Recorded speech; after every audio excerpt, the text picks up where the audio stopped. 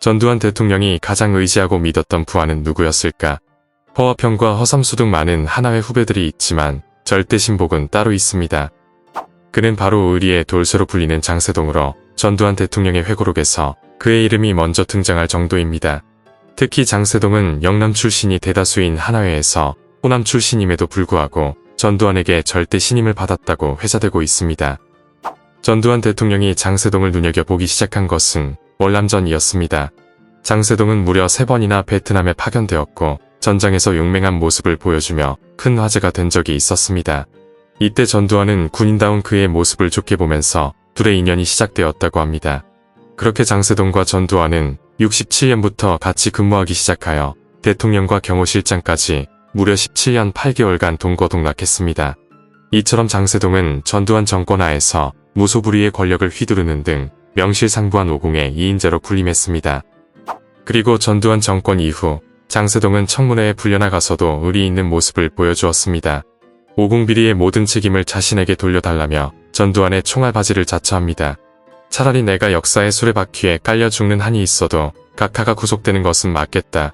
그래서 오공의 향수를 간직한 사람들은 장세동을 의리의 사나이라고 부르는데 조금도 주저하지 않습니다. 오늘은 전두환 대통령이 가장 신뢰했던 인물인 장세동 부장 이야기를 준비했습니다. 이야기 시작합니다. 장세동은 1936년 전라남도 고흥에서 둘째 아들로 태어납니다. 이처럼 고향은 전라도였지만 어렸을 때 서울로 이사와 성동공업고등학교를 다녔습니다. 그의 아버지는 경찰 공무원이었지만 6.25 전쟁 때 실종되면서 장세동의 어린 시절은 매우 가난했다고 전해집니다. 그래서 장세동은 학비가 들지 않는 육군사관학교에 입교하며 군인의 길에 들어섭니다. 참고로 그의 육사 16기 동기로는 이중찬 의원 등이 있습니다. 그리고 육군사관학교를 졸업한 장세동은 하나회에 가입합니다. 하나회가 TK 출신 군인들이 주축이었던 것을 고려해봤을 때 호남 출신인 장세동이 가입한 것은 그만큼 장세동이 뛰어난 인물이었기 때문입니다. 그리고 장세동과 전두환은 1966년 베트남에서 처음 만나게 됩니다. 장세동 당시 대위는 1년 전인 1965년 최초의 전투부대인 맹호부대 일진으로 월남에 파견되었습니다. 그러나 장세동은 작전 수행 중 베트콩의 기습을 받고 오른쪽 어깨 관통상을 당하게 됩니다. 이때 위생병들이 응급치료를 하려고 하자 장세동은 권총을 빼들고 이렇게 말했었죠. 부하들부터 먼저 치료하고 나는 제일 마지막에 봐달라. 장세동은 이 전투에서 다행히 목숨을 건져 군병원으로 후송되었고 그의 활약은 국내에서도 대서특필될 정도로 화제였습니다. 그리고 이때 문병원 사람이 바로 전두환 당시 중령이었습니다. 당시 전두환 중령은 일면식도 없던 장세동을 만나 이렇게 말하며 격려합니다. 너야말로 참군인이다. 자네가 육사의 체면을 살렸네. 이에 장세동은 깊은 감명을 받았고 저분에게 평생 충성을 바쳐야겠다고 결심했다고 합니다. 그리고 전두환은 이때부터 장세동을 중용하고 평생의 동지이자 부하로 함께하게 됩니다. 다음 해인 1967년 전두환은 자신이 대대장으로 있는 수경사 30경비대의 작전장교로 장세동을 데려옵니다. 그 후 두 사람은 파월 백마부대의 일원으로 공수특 전단장과 대대장 등으로 오랜 세월 같은 부대에서 군생활을 하게 됩니다. 여담으로 문재인 대통령은 경희대 법학과 4학년 재학 중 유신 반대운동을 하다 구속된 후 군에 입대했습니다. 당시 문재인이 배치된 부대는 특전사령부 예하 제1공수 특전여단 제3대대로 여단장은 준장 전두환이었고 대대장은 중령 장세동이었다고 합니다. 문재인은 1978년 2월 전역했는데 군 입대가 조금만 늦었어도 12.12 쿠데타에 동원될 수 있었다고 합니다. 장세동은 과거 인물치고는 장가를 매우 늦게 갔습니다. 월남에서 돌아와 보니 30대 중반이었고 주위에서는 더 늦기 전에 결혼해야 한다며 중신을 서기 시작합니다. 그때 만나 결혼한 사람이 지경자 여사였고 둘은 9살 차이라고 합니다. 지경자 여사는 군인 부인으로 사는 것이 어떤 것인지를 당시 상관의 부인이었던 이순자 여사를 통해 배웠습니다. 이순자 여사는 부하 장교 부인들과 만나면 살림법을 비롯해 마음가짐 그리고 처신에 이르기까지 여러가지 조언을 아끼지 않았다고 합니다. 지경자 여사는 당시의 이순자 여사를 이렇게 기억합니다. 이순자 영부인님은 군인의 아내가 어떠해야 하는지를 온몸으로 보여주신 분이었어요. 군인의 아내는 다른 사람과는 달라야 한다. 남들 사는 거 부러워하지 말고 살아야 한다며 누구보다 솔선수범하셨죠. 진정 배울 게 많았던 분이었다고 생각해요. 그리고 장세동과 지경자는 72년 큰아들 장재훈을, 그리고 74년에는 둘째 장재혁을 낳았습니다. 이 부부는 여느 가족과 마찬가지로 자녀 문제로 주로 싸웠는데 장세동이 아이들을 엄격하게 교육했다고 합니다. 남편이 아들을 30cm저로 때렸습니다. 그래서 그걸 말렸더니 강아지도 훈련시키는데 사람은 두 말할 나위 없다. 훈련하면 된다는 겁니다. 너무 그러지 말라고 그래도 도무지 말이 통하지 않으니 그걸 가지고 싸움이 계속된 거죠. 그리고 1979년 12월 12일 전두환의 최측근인 남편 장세동은 군사 쿠데타에 참여합니다. 장세동은 1977년 수경사 30경비단장으로 임명되었는데 군사반란의 경복궁 모임이 30경비단장인 그의 사무실에서 이뤄졌습니다. 이때 아내 지경자 여사가 남편으로부터 받았던 전갈은 단 하나였습니다. 밤늦게까지 사람들이 모여있으니 잣죽을 좀 끓여서 보내라는 것이었죠. 당시 지 여사는 어떤 상황이 펼쳐지고 있는지 전혀 몰랐고 평상시와 마찬가지로 죽을 끓여 전달했을 뿐이었습니다. 나중에 가서야 그날의 진실을 알았고 너무 놀랐다고 합니다. 그리고 군사반란에서 핵심으로 참여한 장세동이었기에 전두환 정권이 들어서자 그의 전성기가 시작됩니다. 제5공화국은 그야말로 군인 전성시대였습니다. 전두환과 노태우를 필두로 많은 군인들이 주요 요직을 차지하고 나라를 쥐락펴락했죠. 이때 단연 실세로 손꼽히는 사람은 바로 장세동이었습니다. 장세동은 오공이 시작되면서 소장으로 진급했고 1981년 7월 대통령 경호실장에 취임합니다. 경호실장 임명 당시 사진을 보게 되면 임명선서 당시 특이한 일화가 있습니다. 전두환 대통령은 장세동에게 임명 내용을 낭독하라고 한 뒤 선서는 장세동이 아닌 본인이 했습니다. 전두환 대통령은 장세동이 자신을 지켜주는 경호실장이니 경호실장으로부터 임명 낭독 내용을 들으며 직접 선서를 하고 싶었다 말했었죠. 그리고 당시 장세동 경호실장은 경호원들에게 심기 경호를 강조했는데 대통령의 신체뿐 아니라 마음까지 경호해야 한다는 것이었습니다. 한마디로 대통령의 심기가 편안해야 국정도 안정되니 심기까지 경호해야 한다는 역사상 초유의 경호 시스템을 만든 것이었죠. 장세동 실장은 심기 경호의 이유에 대해 이렇게 설명했습니다. 대통령의 일거수일투족이 국사에 미치는 영향은 대단하다. 가령 부부싸움을 하고 출근한 회사원이 업무에 짜증을 부리면 회사 일에 나쁜 영향을 주게 된다. 심기가 불편한 상태에서 내린 대통령의 잘못된 결단이 국가에 미치는 무형적인 손실은 엄청날 수 있다. 따라서 경호실은 대통령의 신변 안전을 넘어 대통령이 국정을 편안한 상태에서 판단할 수 있도록 해야 한다. 장세동은 심기 경호의 진심이었는데 경호실장에 임명되자 술과 담배, 그리고 좋아하던 테니스까지 끊었습니다. 혹시 배탈로 업무에 차질이 생길까봐 식사량까지 줄였습니다. 여기에 대통령이 산책하다 돌부리에라도 걸리면 심기가 불편해질 수 있다며 도로 평탄화 작업을 지시하고 심지어 산책로에 쌓인 새똥까지 녹여낼 수 있는 약품을 개발하라 지시합니다. 그리고 최상의 상태에서 대통령을 모시기 위해 24시간 늘 준비 상태였다고 합니다. 대통령이 청와대 관저에 머물 경우 자신도 건물 1층에서 예외 없이 24시간 내내 구두끈도 풀지 않은 채 대기했습니다. 여기에 대통령이 찾으면 5분 이내로 출두할 수 있게 항상 대기했으며 호출 명령이 떨어지면 즉시 머리 손질을 하고 주군이 쓰는 것과 똑같은 향수를 뿌렸습니다. 또한 위돛 호주머니에는 지도와 메모용 수첩을 반드시 지참해서 갔다고 합니다. 이는 깔끔하고 단정한 외모로 주군의 심기를 편안케 하며 수행 중 대통령이 무엇인가를 물을 때 즉시 대답하기 위해서였습니다. 그는 또 술자리에서도 각하의 말씀 하나라도 놓칠까봐 바로 옆자리에 앉아서 메모를 했다고 합니다. 전두환 대통령은 장세동의 이런 행동에 술맛이 떨어지겠다고 핀잔을 주었을 정도였죠. 그리고 당시 정가에서는 전두환의 장세동 경호실장 임명은 청와대 실세인 허화평과 허삼수를 견제하기 위한 포석이라고도 해석합니다. 사실 장세동 또한 여느 육군 장성들처럼 육군 참모총장을 원했지만 각하의 지시를 따를 수밖에 없었습니다. 이때 장세동은 전두환의 기대 이상으로 허화평과 허삼수를 견제하는 수준을 넘어 전두환의 육사 동기인 노태우와 정호용의 바로도 막았다는 평가를 받고 있습니다. 그리고 1984년 전국은 대혼란에 빠졌는데 그해 총선에서 신민당 돌풍이 불어 국민의 민주화 욕구가 분출되고 있었습니다.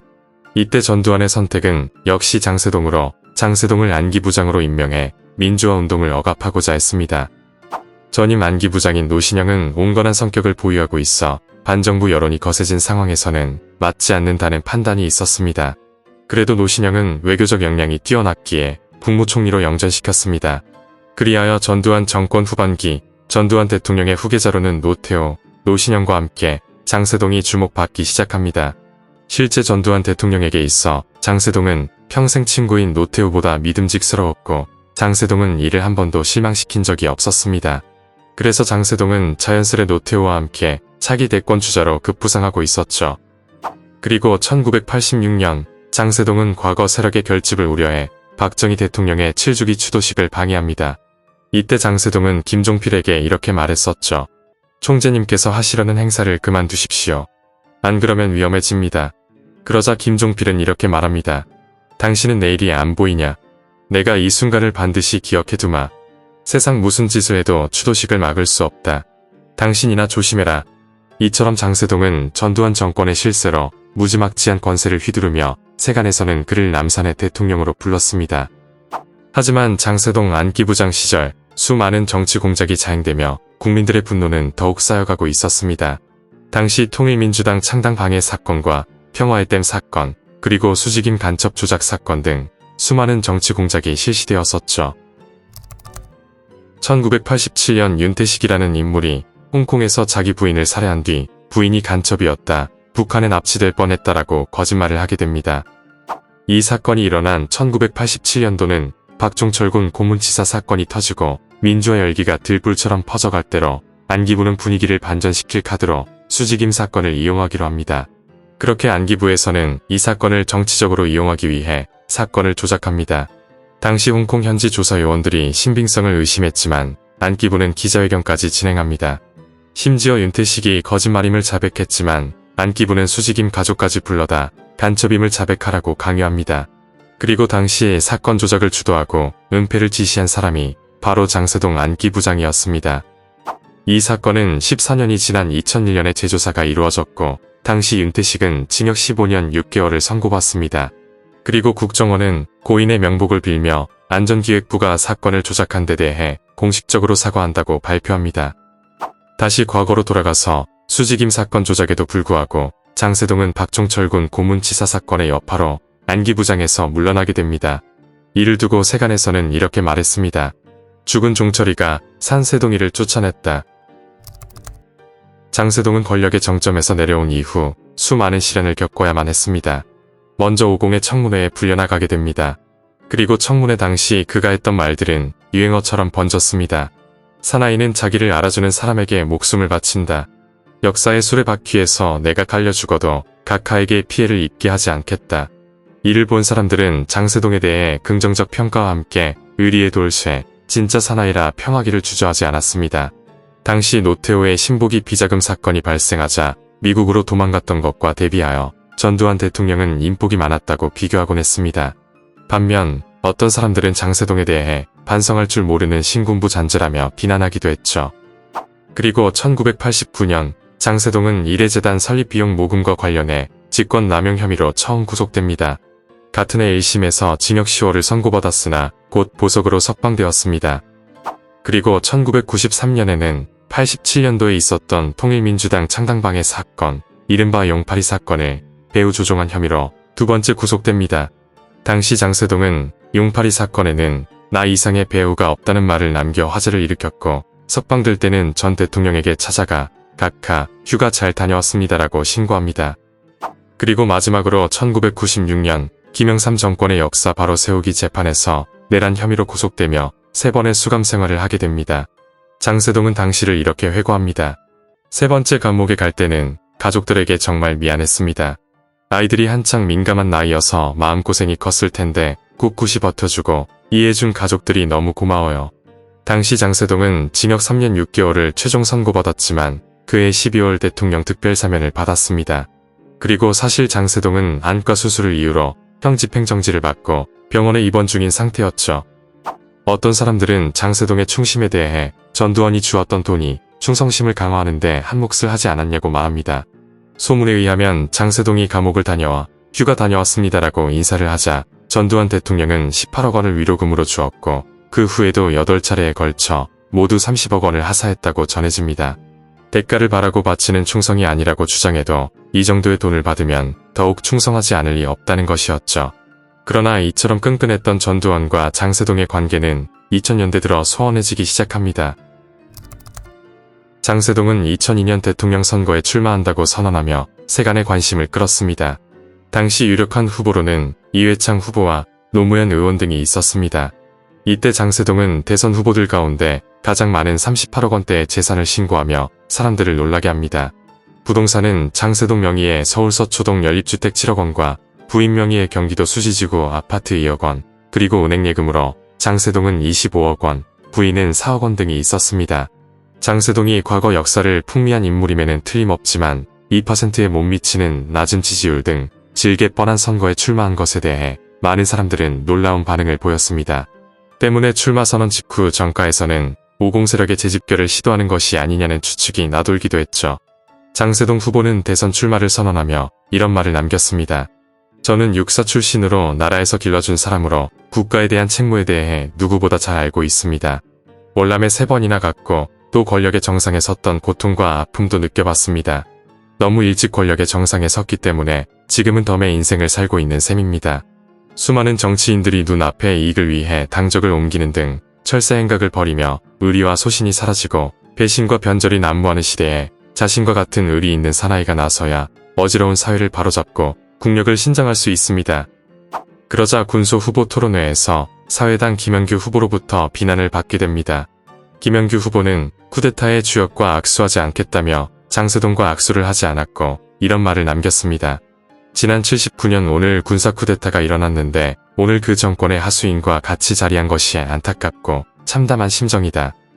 그리고 소문에 의하면 당시 장세동은 대통령 출마를 선언한 뒤 자신의 죽은 전두환을 찾아가 도움을 요청했지만 싸늘하게 거절당했다고 합니다. 전두환 대통령은 장세동에게 이런 말을 했다고 전해집니다. 우리 시대는 이제 끝났는데 왜 또 나서는가? 차분히 역사의 평가를 기다리자.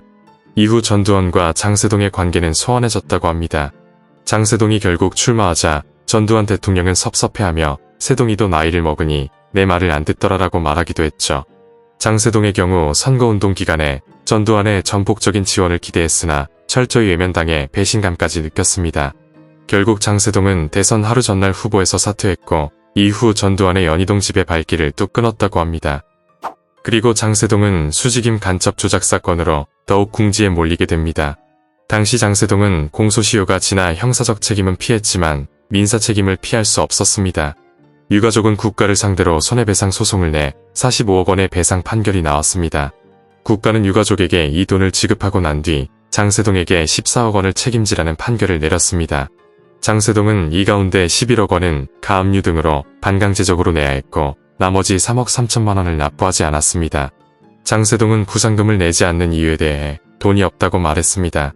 지난 2002년 대선 출마 당시 신고 재산이 38억 원이었기에 많은 사람들은 의아해했습니다. 이에 대해 장세동의 측근은 과거 대비 재산이 많이 줄었다고 설명했는데 대선을 치르면서 돈을 많이 썼다고 합니다.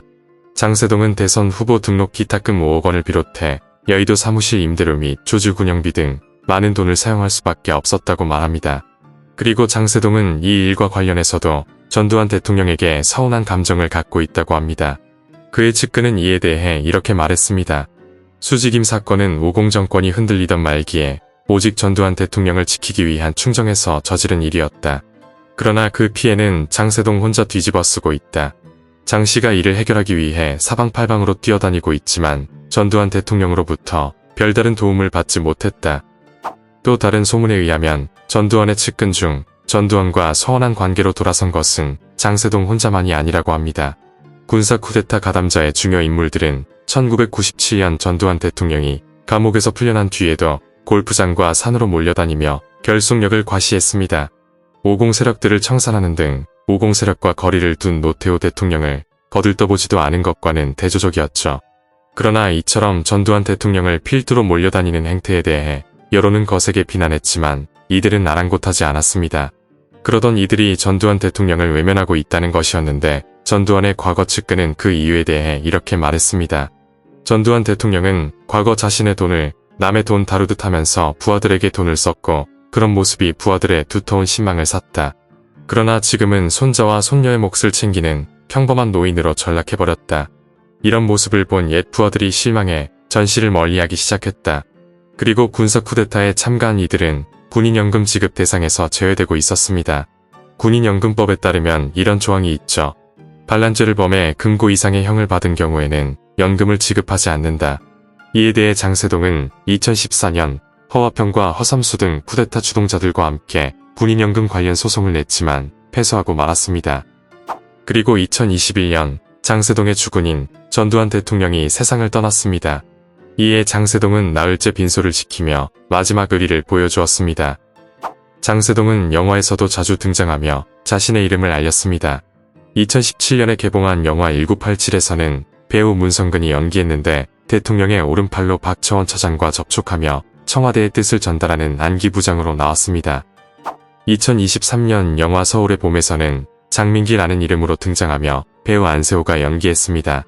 반란 발생 직후 직속 상관인 이태신을 배신했고 아예 부대를 반란군 지휘부로 만들어버렸습니다. 화가 난 이태신은 전화를 통해 수도사령부가 위치한 필동으로 복귀를 지시했으나 다른 장군들에게 전화를 떠넘겼었죠. 대한민국 현대 정치사에서 경호실장은 대통령과 가장 가까운 거리에 있는 만큼 측근으로 통했고 핵심 실세로 꼽혔습니다.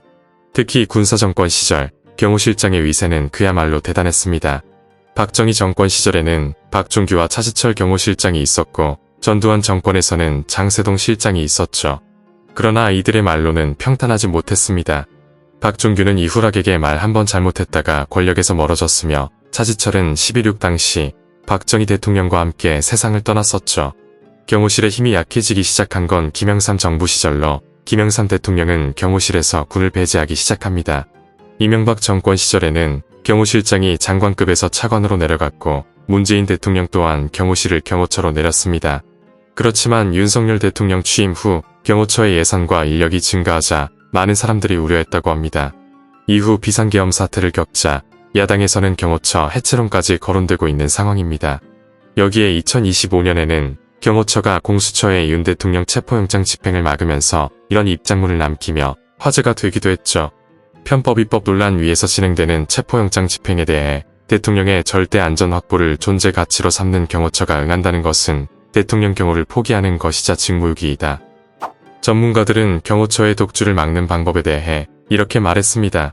사람에게 충성하는 인물을 경호 책임자로 기용되는 일을 막는 게 중요하다. 정치적 중립이 보장되는 위원회를 통해 경호 책임자를 임명하는 구조를 생각해 볼 수 있다. 오늘 이야기는 여기까지입니다. 재밌게 보셨다면 구독과 좋아요 부탁드립니다. 지금까지 역사비디오였습니다.